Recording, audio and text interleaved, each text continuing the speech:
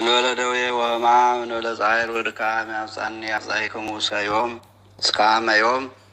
ያለ ደዌና ያለ ሕመም ያለ ድካምና ያለ ጻዕር ለብርሃነ ትንሣኤው በሰላም ጠብቆ ያድርሰን። የተከበራችሁ የተወደዳችሁ የእግዚአብሔር ቤተሰቦች የእናታችን የቅድስተ ቅዱሳን የንጽሕተ ንጹሐን የድንግል ማርያም የቃል ኪዳን ልጆች የቅዱሳን ባለሟሎች ምእመናን እንደምን አደራችሁ? እንደምን አረፈዳችሁ? ልዑል እግዚአብሔር የአባቶቻችን አምላክ ፈጣሪያችን ስሙ ለዘላለሙ የተመሰገነ ይሁን። እንኳን ለሰሙነ ሕማማቱ በሰላም በጤና በሕይወት ጠብቆ አደረሳችሁ አደረሰን። ሰሙነ ሕማማት ቅድስት ቤተ ክርስቲያናችን ከትንሣኤ በፊት ያለውን አንድ ሳምንት እንግዲህ ሰሙነ ሕማማት የሕማማት ሳምንት ትላለች ማለት ነው። የሕማማት ሳምንት ይባላል ብላ ታዘክራለች፣ ብላ ታስባለች፣ አስባም በተግባር ትፈጽማለች። ሕማማት የሚለው ቃል እንግዲህ ሐመ ታመመ ከሚለው የግዕዝ ግስ የወጣ ነው። ሐመ አመመ ከሚል የግዕዝ ግስ የተገኘ ነው። ጌታችን መድኃኒታችን ኢየሱስ ክርስቶስ ሕማሙንና ሞቱን የምንዘከርበት ሳምንት፣ የምናስብበት ሳምንት ማለት ነው። ሰሙነ ሕማማት እንግዲህ ከሆሳዕና እስከ ትንሣኤ ባሉት ቀናት ጌታችንን መድኃኒታችንን ኢየሱስ ክርስቶስን ለመያዝ አይሁድ የመከሩበት፣ ምክራቸውን ያጸኑበት፣ ጌታችንን ሳይዙ እህል ላለመቅመስ መሐላ የተማማሉበት፣ ጌታችንን የያዙበት የገረፉበትና በዕለተ ዓርብ በቀራንዮ የሰቀሉበት ሳምንት ስለሆነ ሰሙነ ሕማማት ተብሎ ይጠራል። ሰሙነ ሕማማት እስከ መቼ ነው መከበር የጀመረው ከተባለ እስከ 4ኛው ምዕተ ዓመት ድረስ ከጾሙ ተለይቶ ለብቻው ይከብር ነበረ። ለብቻው ነበር የሚታሰብ የነበረው ማለት ነው። እስከ 4ኛው መቶ ዓመት ድረስ ለብቻው ተለይቶ ለብቻው ይታሰብ ነበረ ማለት ነው። ከዛ በኋላ ግን የቤተ ክርስቲያናችንን ቀመር በመንፈስ ቅዱስ ተቃኝቶ እግዚአብሔርን በጸሎት ጠይቆ ባሕረ ሐሳብ የደረሰው አባታችን ቅዱስ ዲሜጥሮስ እንግዲህ ሕማማቱ ትንሣኤው ተያይዘው እንዲከበሩ ባገኘው ቀመር ከእግዚአብሔር ባገኘው ቀመር ከመንፈስ ቅዱስ ባገኘው ቀመር ከአብይ ጾም ቀጥሎ የጌታችን መድኃኒታችን ኢየሱስ ክርስቶስ መከራ ሕማሙ የሚታሰብበትን ከዛ ቀጥሎ ትንሣኤ እንዲከበር ተወሰነ ማለት ነው። እንግዲህ በዚህ እንዲከበር ተደርጓል ማለት ነው። ሌላው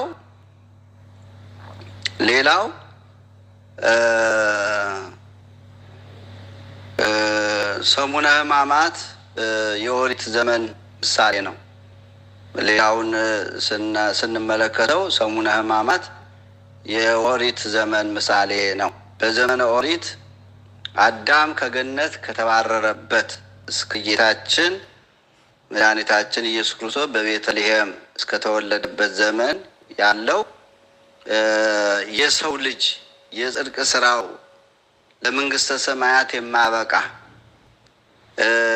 ይልቁንም ነቢዩ ኢሳይያስ ጽድቃችን የመርገም ጨርቅ ሆነ ብሎ እንደተናገረው ትንቢተ ኢሳይያስ ምዕራፍ 64 ቁጥር 6 ላይ የምናገኘው ነው። እንግዲህ የአዳም ዘር በሙሉ እስከ ዕለተ ዓርብ ጌታችን መድኃኒታችን ኢየሱስ ክርስቶስ በመስቀል ላይ ሆኖ እስካዳንን ድረስ በዲያብሎስ ባርነት ስር ነበርን ማለት ነው። ስለዚህ ጽድቃችን የመርገም ጨርቅ ሆነብን ያለው ነቢዩ ኢሳይያስ ስለዚህ ነው። ጾማቸው፣ ስግደታቸው፣ አገልግሎታቸው ምንም ዋጋ የሌለው ዋጋ የማያሰጥ ነበር ማለት ነው እና ስለዚህ በዲያብሎስ ባርነት ስር ስለነበሩ ሰሙነ ሕማማትም የዘመን ፍዳ ምሳሌ እንደሆነ ደግሞ እናያለን ማለት ነው።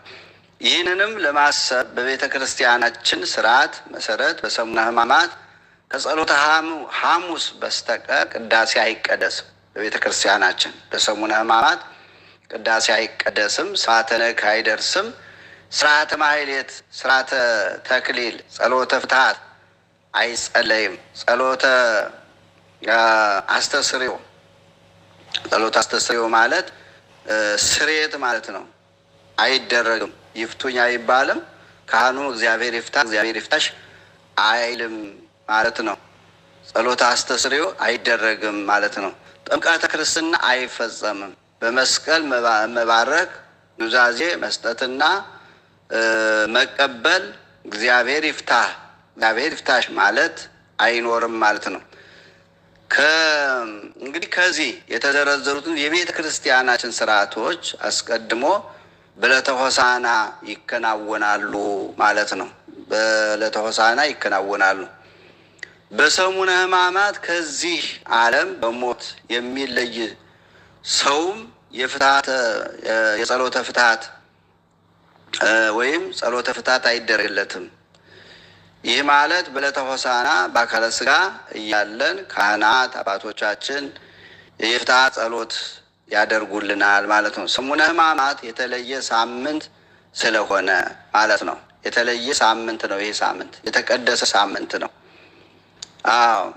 ሌላው እንኳን ስጋዊ ደስታ፣ ሳቅ፣ ስላቅ፣ ጨዋታ፣ መንፈሳዊ ደስታም የተከለከለ ነው ማለት ነው። ከበሮ አይመታም። በአጠቃላይ ቤተ ክርስቲያን ስታገለግል አገልግሎት ስትሰጥ የነበረቻቸው አገልግሎቶች ሁሉ ይቆማሉ፣ በግብረ ሕማሙ ይተካሉ ማለት ነው። ይህንን ማወቅ መረዳት ያስፈልጋል። ሌላው በሰሙነ ሕማማት ምዕመናን ርስ በርስ በመሳሳም ሰላምታ አይለዋወጡም። ምዕመናን ርስ በርስ ለምሳሌ አንድ ሰውና አንድ ሰው መንገድ ላይ ሲገናኙ እንዲሁም በቤት የሚሆን ሲገናኙ ድሮ እናረግ እንደነበረው እንዴት ነሽ እንዴት ነህ ብሎ መሳሳም በሰሙነ ሕማማት መሳሳም ሰላምታ መሰጣጣት አይቻልም ማለት ነው። ለምን? ይሁዳ ጌታችን መድኃኒታችን ኢየሱስ ክርስቶስ በመሳም አሳልፎ ሰጥቶታልና። በዚህ ሳምንት መሳሳም ቢሳሳም ሰው ባለማወቅ ባለመረዳት ከሆነ ምናልባት፣ ነገር ግን ቤተክርስቲያን እያስተማረች ማወቅ መረዳት ያስፈልጋልና ስለዚህ በዚህ ምኑ ታገቦ ለወደ ጓለሙያው በመሳም ልታስይዘኝ መጣህ ነው ያለ ጌታችን መድኃኒታችን ኢየሱስ ክርስቶስ ይሁዳን። እሱ ተመሳስሎ ከእነሱ ጋር ተነጋግሮ ገንዘብ ተቀብሎ ከዚህ ደግሞ አሳልፎ እንዲሰጥ እነሱን እየመራ ሲመጣ ጌታችን ምንድን ነው ያለው? በዚህ ምኑ ታገቦ ለወደ ጓለሙያው ጌታህን ፈጣሪህን ልታስይዘኝ በመሳም ትህትና ያለ ሰው መስለህ በመሳም ልታስይዘኝ መጣህ ብሏል እና ስለዚህ በዚህ ሳምንት መሳሳም የለም ማለት ነው። በሰሙነ ሕማማት መጻሕፍተ ኦሪት፣ መጻሕፍተ ነቢያት፣ ዳዊት መዝሙር ይነበባል። ውዳሴ ማርያም፣ የተለያዩ መጻሕፍቶች ይነበባሉ ማለት ነው በዚህ ሳምንት በሰሙነ ሕማማት።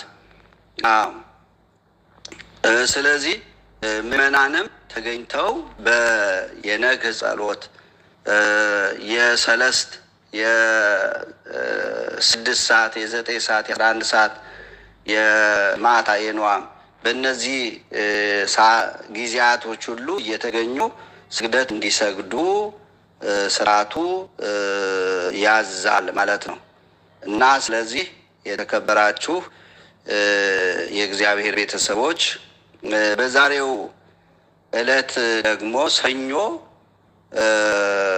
ሰሙነ ሕማማቱን በዚህ ሁኔታ ከተረዳን በዚህ በሰኞ ምንድን ነው የተፈጸመው? ሰኞ የተፈጸሙ ነገሮች ምንድን ናቸው ብለን ደግሞ የዛሬውን እናያለን ማለት ነው። ጌታችን መድኃኒታችን ኢየሱስ ክርስቶስ ሰው ሆኖ በዚህ ዓለም ሲመላለስ እንግዲህ በሆሳዕና ማግስት ጌታችን መድኃኒታችን ኢየሱስ ክርስቶስ ከቢታንያ ወደ ኢየሩሳሌም ሲገባ ሁለት ነገሮችን አድርጓል። በዛሬ በሰኞ ዕለት ማለት ነው። ልብ በሉ፣ ሁለት ነገሮች ተደርገዋል። አንደኛው ከቅጠል በስተቀር ፍሬ ያልተገኘባትን ዕፀ በለስ ረግሟል። ሁለተኛ ወደ ቤተ መቅደስ ገብቶ የሚሸጡትንና የሚለውጡትን አስወጥቷል ማለት ነው። የማቴዎስ ወንጌል ምዕራፍ 21 ቁጥር 12 ከቁጥር 12 እስከ 18፣ የማርቆስ ወንጌል ምዕራፍ 11 ቁጥር 17፣ የሉቃስ ወንጌል ምዕራፍ 19 ቁጥር 45 ጀምሮ የምናየው ነገር ነው። ቅዱስ ማቴዎስ እንደገለጠልን በማግስቱ ተራበ የሚል ቃል እናገኛለን። በማግስቱ ተራበ። እንግዲህ ይሄ ጌታችን መድኃኒታችን ኢየሱስ ክርስቶስን ነው እንደዚህ የሚለው። ነቢዩ ኢሳይያስ እንደዚህ ይላል። ወገኖቼ ነቢዩ ኢሳይያስ እግዚአብሔር ለዘላለም አይራብም፣ አይጠማም፣ አይደክምም ትንቢተ ኢሳይያስ ምዕራፍ 46 ቁጥር 25 ላይ ይላል። ተመልከቱ። እግዚአብሔር ለዘላለም አይራብም፣ አይጠማም፣ አይደክምም ይላል። ክብር ምስጋና ይግባው። እግዚአብሔር አይራብም፣ እግዚአብሔር አይጠማም። ውቅያኖስን የፈጠረ እሱ ነው። እግዚአብሔር አይራብም፣ ሁሉ የእሱ ነው። ነገር ግን ቅዱስ ማቴዎስ ምን ለማለት እንደፈለገ በማግስቱም ተራበ የሚለው ረሃቡ ምንድን ነው ወገኖቼ? እናያለን። የእግዚአብሔር ረሃብ ምንድን ነው? ኢየሱስ ክርስቶስ የተራበው ምንድን ነው? ነቢዩ ኢሳይያስ ደግሞ እግዚአብሔር አይራብም፣ ለዘላለም አይራብም፣ አይጠማም፣ አይደክምም አለ። እነዚህ ሁሉ ለፍጡር የሚስማሙ ናቸው። ለፈጣሪ የሚስማሙ አይደለም። የሚስማሙ አይደለም። ተራበ የሚባለው ሰው ነው። ሰው ብቻ የሆነ እግዚአብሔር ሰውም አምላክም ነው። ፈጣሪ ነው። ረሃብ አይስማማውም፣ መጠማት አይስማማውም፣ መድከም አይስማማውም። እነዚህን ሁሉ ግን ስጋ በለበሰው ስጋ ተርቧል፣ ተጠምቷል፣ ደክሟል። ይህንን እናያለን። ነቢዩ ኢሳይያስ ይህንን ይገልጣል። ሌላው በቅዱስ ወንጌሉም በመጀመሪያ ቃል ነበር ይላል። ያ ቃል ቀዳማዊ እንደሆነ ቃል በእግዚአብሔር ዘንድ እንደነበር ይገልጥልናል ማለት ነው። ያ ቃል እግዚአብሔር ነው ይላል። የዮሐንስ ወንጌል ምዕራፍ 1 ቁጥር 1 እስከ 2 ድረስ ጌታችንም በመዋዕለ ትምህርቱ ሲያስተምር የኔስ መብል የላከኝን የአባቴን ፈቃድ አደርግ ዘንድ ስራውንም እፈጽም ዘንድ ነው ይላል። ዮሐንስ ወንጌል ምዕራፍ 4 ቁጥር 34 ላይ የኔስ መብል ይላል። ሐዋርያት ያቺ ሳምራዊቷን አስተምሮ ኢየሱስ ክርስቶስ ያችን አንዲት ብቸኛ፣ አንዲት ችግረኛ፣ በጭንቅ የምትኖር ፈተና የበዛባት፣ ስቃይ የበዛባት፣ ኑሮ የከበደባት፣ ሰዎች መጠቋቆሚያ ያደረጓት ብቸኛዋን ሴት ካጽናና በኋላ ካስተማር በኋላ እሱን እንድታቅ የእሱን ማንነት ከተረዳች በኋላ ካመነች በኋላ ሐዋርያት አባቶቻችን ምግብ ሊገዙ ሄደው ነበርና ከሳምራዊቷ ጋር ሲነጋገር አይተው ገርሟቸዋል። ምክንያቱም ሳምራውያንና አይሁድ ህብረት የላቸውም፣ አንድነት የላቸውም። እሱ ደግሞ ወደዚህ ዓለም የመጣው የተለያዩትን አንድ ሊያደርግ ነው። የራቁትን ሊያቀርብ ነው። የወደቁትን ሊያነሳ ነው። የቆሸሹትን ሊያነጻ ነው። የተለያዩትን አንድ ሊያደርግ ነው የመጣው እና ግርሟቸው ነበረ። እንዴት አንደኛ ሴት ጋር መነጋገሩ፣ አይሁዶች ከሴት ጋር አይነጋገሩ። በተለይ ካህናቱ እንደ ነውር ነው የሚቆጡ ከሴት ጋር መነጋገሩ። ሁለተኛ ደግሞ ሳምራዊት በመሆኗ ይንቋቸዋል። ሰውን የማይንቅ የሰውን ችግር የሚረዳ የኛ መልአክ የኛ ፈጣሪ ግን ያችን ብቸኛ ሴት አጽናንቶ አስተምሮ ካሳመናት በኋላ ይሄንን ነገር እነሱም ገርሟቸው ሲጠይቁት የኔስ መብል አለ። ምንድነው ያለ? የኔ መብል የላከኝን የአባቴ ፈቃድ መፈጸም ነው፣ ማድረግ ነው። ወደዚህ ዓለም የላከኝ ውረድ ተወለድ ብሎ እግዚአብሔር አብ ወደዚህ ዓለም መከራ እንድቀበል እንዳስተምር የጠፋውን እንድፈልግ ነው። ይሄ ነው የኔስ ምግቤ። ስለዚህ ምግብ አያስፈልገውም ማለት ነው። ምግብ አያስፈልገውም። በለበሰው ስጋ ነው እንጂ እግዚአብሔር ረቂቅ ነው። እግዚአብሔር መለኮት ነው። እግዚአብሔር አይጨበጥም። እግዚአብሔር አይዳሰስም።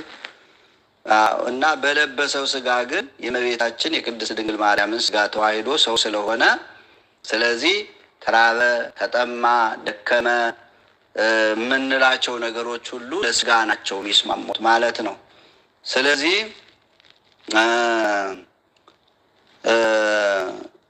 ነቢየ እግዚአብሔር እንደማይራብ እንደማይጠማ ተናግሯል። ታዲያ ጌታችን ለምን ተራበ ብሎ ቅዱስ ማቴዎስ ለምን ጻፈ? ቅዱስ ማቴዎስ ተራበ ይላል። ጌታችን ታዲያ ከምንድን ነው የተራበው? ወገኖቼ እናስተውል። በጣም የሚገቡ ነገሮች አሉ። ጌታን ያስረበው የጌታ ረሃብ ምንድን ነው? ጌታ የተራበው ከምንድን ነው? እነዚህን ማየት ያስፈልጋል። ሰማያውያን መላእክት እንዳይራቡ አድርጎ የፈጠረ እስራኤልን ገበሬ በማያርስበት ዘር በሌለበት ዝናብ በማይጥልበት ምድረ በዳ የመገበ ድህረ ዓለም ድህረ ስጋዌ በ5 እንጀራና በ2 ዓሣ። ድህረ ስጋዌ ማለት እግዚአብሔር ኢየሱስ ክርስቶስ ሰው ከሆነ በኋላ በዚህ ዓለም ሲመላለስ ሲያስተምር በ5 እንጀራና በ2 ዓሣ 5000 የሚበልጡ ሰዎችን የመገበ ተራበ ተብሎ ሲነገር እጅግ ይደንቃል ማለት ነው። እጅግ የሚደንቅ ነው ወገኖቼ። በ5 እንጀራ በ2 ዓሣ 5000 የሚበዙ ሰዎችን አጠገበ። ጠግበው እንዲያውም 12 መሶብ ተረፈ የሚለው እና ነቢዩ ኢሳይያስም እግዚአብሔር አይራብም፣ እግዚአብሔር አይጠማም፣ እግዚአብሔር አይደክምም አለ። እሱም ራሱ ባለቤቱ ለሐዋርያት የኔ ረሃብ የኔ ጥም የኔ ምግብ የተላኩትን መፈጸም ነው ብሏል። እንግዲህ ይህ ከሆነ ወገኖቼ አምላካችን ምንድነው የተራበው ነው? ምንድነው የተራበው? እጅግ የሚደንቅ ነው ወገኖቼ። እና እንዲህ አድርጎ የተራቡትን ያጠገበ እስራኤል ከባርነት ወጥተው በምድረ በዳ ሲጓዙ በዓለት ላይ ውሃ ያፈለቀ መና ከሰማይ አውርዶ ሲመግባቸው የነበረ መላእክትንም ቅዱሳን አድርጎ ንጹሐን አድርጎ ምግብ የማይፈልጉ አድርጎ የፈጠራቸው እና እግዚአብሔር ተራበ ሲባል ረሃቡ ምንድን ነው? ረሃቡ ምንድን ነው? ልንረዳ ይገባናል። እንግዲህ በለበሰው ስጋ ፍጹም አምላክ ፍጹም ሰው በመሆኑ አልተራበም አንልም። አልተጠማም፣ አልደከመም ማለት አይቻልም። የጌታችን ረሃብ ወይም ድካም እንዴት እንደሆነ እንመለከታለን ማለት ነው። የጌታችን ረሃብ ምንድን ነው ስንል የበለስ እንግዲህ የአንዲት በለስ ዘለላ ረሃብ አይደለም። ወደ ከቢታንያ ላይ አድሮ ሆሳና ሲመሰግን ዋለ። ቢታንያ ላይ አደረ። ነገር ግን በጠዋቱ ሲነጋ ቀና ሲል አንዲት በለስ ተመለከተ። በለሷ ላይ ፍሬ ፈልጎ ነበረ ነው የሚለው። እንግዲህ በለስ ምን እንደሆነች እንመለከታለን። በለስ የተባሉ እነማን እንደሆኑ እንመለከታለን። ጌታ ወደዚህ ዓለም የመጣው በለስ ፍለጋ፣ ፍሬ ፍለጋ፣ ቅጠል ፍለጋ አይደለም። ሰው ፍለጋ ነው የመጣው። ሰው ፍለጋ ነው። አንቺን ፍለጋ፣ እኔን ፍለጋ፣ እናንተን ፍለጋ ነው የመጣው ወገኖቼ፣ የእግዚአብሔር ልጆች። ይህ ከሆነ ረሃቡ የበለስ ፍሬ ሳይሆን በለስ ብሂል ቤተ እስራኤል እሙንቱ። ተመልከቱ እንግዲህ በለስ ብሂል ቤተ እስራኤል እሙንቱ የሃይማኖት እና የመልካም ስነ ምግባርን ፍሬ ፍለጋ መሆኑን ያጠይቃል ማለት ነው። ጌታችን የፈለገውን ባለማግኘቱ ጉባኤ አይሁድን ረግሟል። በአይሁድ ጉባኤ የነገሰውን ኃጢአት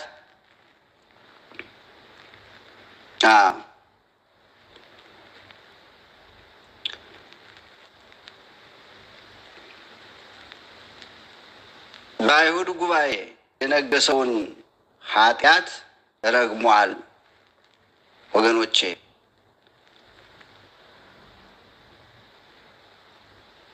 ምክንያቱም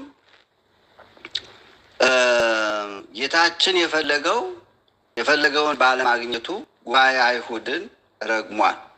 በአይሁድ ጉባኤ የነገሰውን ኃጢአት በበለስ አንጻር መርገሙን ታላቁ ሊቅ ቅዱስ ዮሐንስ አፈወርቅ በአንጻረ በለስ ረገማ ለኃጢአት፣ በበለስ አንጻር ኃጢአትን ረገማት ይላል። በበለስ አንጻር ኃጢአትን ምን አለ?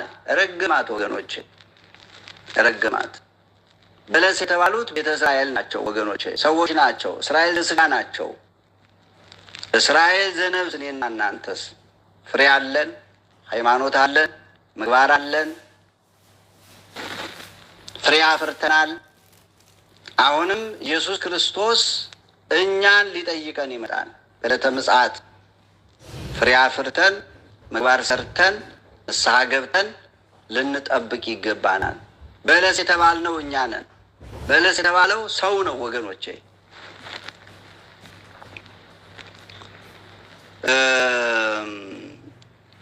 እስራኤል በአንድ ወገን የተጠበቀባቸውን ባለማፍረታቸው ተረግመዋል ማለት ነው። ሊቁ ቅዱስ ዮሐንስ አፈወርቅ እስራኤል ከፍቅር ይልቅ እርግማን እንዳገኛቸው፣ አሕዛብ ደግሞ የቃሉን ትምህርት ሰምተው የእጁን ታምራት አይተው ያመኑበትን የእግዚአብሔር የጸጋ ልጁ ለመሆን መብቃታቸውን ሲመሰክር እንዲህ ይላል ማለት ነው። አሕዛብ አስተጋቡ ጽጌረዳ በሂሩቱ ወሶኩሰ ተርፈ አኀበ አይሁድ ዝውቱ ሕጸተ ሃይማኖት።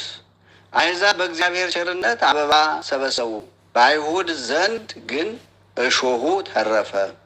ይህም የአይሁድ ጉድለት ማለት ነው ብሎ ዮሐንስ አፈወርቅ ተርጉሞታል።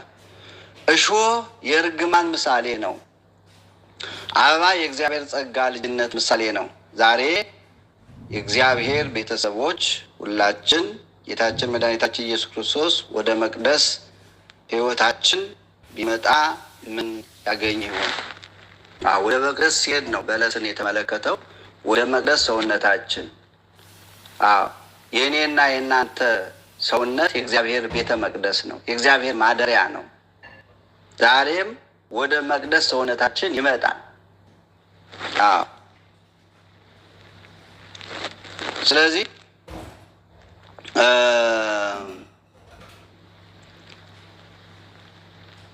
ምን ያገኝ ይሆን? ፍሬ ወይስ ቅጠል? ፍሬ ወይስ ቅጠል ነው የሚያገኘው? እግዚአብሔር ቃል ለንስሐ የሚገባ ፍሬ አድርጉ ይለናል። ማቴዎስ 3:8 ላይ እግዚአብሔር ፍሬ ፍለጋ ሲመጣ ወደኛ ሃይማኖት ፍለጋ፣ ምግባር ፍለጋ፣ ፍቅር ፍለጋ ሲመጣ ፍሬ ነው አፍርተን መጠበቅ ያለብን ወይስ ቅጠል ብቻ ቅጠል ሆነን ነው መገኘት ያለብን? ፍሬ አፍርተን ነው መጠበቅ ያለብን። የሃይማኖት ፍሬ ለንስሐ የሚገባ ፍሬ አድርጉ ይለናል። ስለዚህ እግዚአብሔር ከኛ የሚፈልገውን የመንፈስ ቅዱስ ፍሬ ልናፈራ ይገባናል ማለት ነው። ገላትያ ምዕራፍ 5:22 ላይ ጌታችን መድኃኒታችን ኢየሱስ ክርስቶስ በዳግም ልደት ወይም በዳግም ምጽአት ሲመጣ ከሰው ልጅ ሃይማኖት መገኘቱ አጠራጣሪ እንደሆነ ተናግሯል ማለት ነው። ዳግም በመጣ ጊዜ አስቀድሞ ነው የተናገረው። ዳግም ሲመጣ ከሰው ልጅ ሃይማኖት ይጠይቃል። ሃይማኖት አጠራጣሪ እንደሆነ ይናገራል ማለት ነው።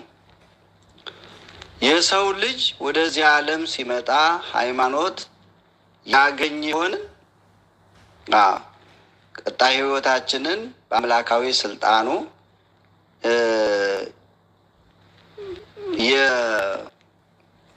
የቃኝ አምላክ በመጣ ጊዜ የእምነት ፍሬ አፍርተን በእግዚአብሔር ዘንድ ዘላለማዊ ፍቅሩን ለማትረፍ ልንተጋ ይገባናል ማለት ነው። ወገኖቼ፣ የእግዚአብሔር ልጆች፣ እንግዲህ ሰኞ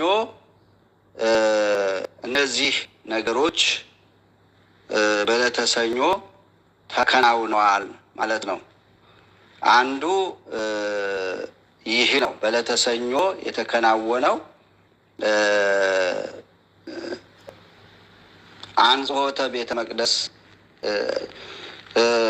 መርገመ በለስ ነው። አንዱ በለሲቱ ማን እንደሆነች ተመልክተናል። ሌላው አንጽሖተ ቤተ መቅደስ ነው። በዚች ዕለት መድኃኒታችን ኢየሱስ ክርስቶስ ወደ ቤተ መቅደስ ሄደ። በዚያም በደረሰ ጊዜ ቤተ መቅደሱ የጸሎት የመስዋዕት ቤት መሆኑ ቀርቶ የንግድ ቤት ሆኖ አግኝቷል ማለት ነው። ቤቴ የጸሎት ቤት ይባላል፣ እናንተ ግን የወንበዴዎች ዋሻ አደረጋችሁት ብሎ የሚሸጡትን ሁሉ ገለበጠባቸው፣ ገርፎ ማስወጣቸው። ይሁም የእርሱ ቤተ መቅደስ የሆነውን ሰውነታቸውን ኃጢአት ሰፍኖበት ቢያገኘው ራሱ ገርፎ አስወጣቸው ማለት ነው። ገርፎ አስወጣቸው። ነገር ግን ገርፎ ራሱ ደግሞ ተገርፎ መከራ መስቀሉንም ሁሉ ተቀብሎ ከሰውነታችን ኃጢአት ሁሉ እንዳራቀልን የሚገልጽ ነው ማለት ነው። ቤተ መቅደሱን አጸዳ። ቤተ መቅደሱን ማጽዳቱ ለጊዜው ቤተ መቅደሱ የሸቀጣ ሸቀጥ መሰብሰቢያ መሸቀጫ አድርገውት ነበር። ነገር ግን ቤተ መቅደስ ሰውነታቸውን እሱ መከራ ተቀብሎ በሰውነታቸው ውስጥ የነበረውን ሸቀጣ ሸቀጥ አስወግዶ የእሱ ማደሪያ አድርጓል ማለት ነው። ወገኖቼ፣ በሰውነታችን ያለውን ሸቀጣ ሸቀጥ፣ ዝሙት፣ ኃጢአት፣ ምቀኝነት፣ ዘረኝነት ይህንን ሁሉ ልናስወግድ ይገባል። የእሱ ማደሪያ ነዋ ሰውነታችን። እግዚአብሔር ልጆች እግዚአብሔርን ቤተ መቅደስ ለጊዜው ቤተ መቅደሱ ላይ ያጸዳው፣ ነገር ግን የእነሱን ሰውነት ቤተ መቅደሳቸውን እየነገራቸው ያለ ዛሬ እኔና እናንተ የእግዚአብሔር ማደሪያ የሆነው ሰውነታችን ቤተ መቅደስ ለእግዚአብሔር እንደሚገባው አድርገን ያለው በብዙ ነገር አቆሸነዋል እኮ፣ በብዙ ነገር አርክሰነዋል እኮ። ስለዚህ ቤተ መቅደስ አንጽሖተ ቤተ መቅደስ ቤተ መቅደሱን ያጸዳበት ነው። ዛሬም እኛ ልናነጻው ይገባል። ዘረኝነቱን፣ ምቀኝነቱን፣ ሰላም ማጣቱን፣ ፍቅር ማጣቱን የእሱ ማደሪያ ስለሆነ ሰውነታችን እና እግዚአብሔር ልጆች የተመለስ ሰውነታችንን አስወግደን የእሱ ማደሪያ እንድናደርገው በለስ የተባሉ ቤተ እስራኤል ዛሬም በለስ እስራኤል ዘነፍስ እኛ ነን። እግዚአብሔር አይራብም፣ አይጠማም፣ አይደክምም። ነገር ግን ከኛ ሃይማኖት፣ ምግባር፣ ፍቅር ፈልጎ መጥቷል። እነዚህ ሁሉ ሲያጣ ይራባል። ረሃቡ ይሄ ነው። ሰሙነ ሕማማቱን ይባርክልን፣ ለብርሃነ ትንሣኤው በሰላም ያደርሰን። በሰኞ የተፈጸሙ ነገሮች እነዚህ ናቸው። አንደኛ አንጽሖተ ቤተ መቅደስ፣ ሁለተኛ መርገመ በለስ ናቸው። እነዚህ ሁለት ነገሮች ተፈጽመዋል።